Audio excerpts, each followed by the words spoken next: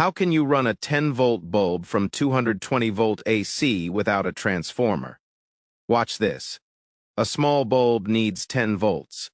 If you put it directly on 220 volts, it burns.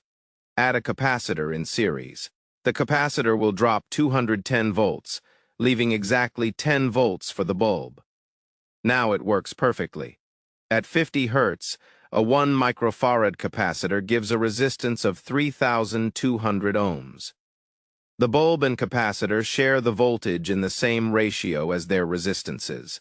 The bulb gets 10 volts. The capacitor gets 210 volts. That's a 1:21 ratio. So the capacitor's resistance must be 21 times the bulb's 100 ohms. That is 2,100 ohms from that resistance. At 50 Hz, the required capacitance is 1.5 microfarads. After power is off, the capacitor still holds a dangerous 210 volts. To prevent shock, we add a 1 megaohm resistor across the capacitor. It slowly drains the charge. Now you understand how a capacitor drops voltage and how to stay safe. Got it?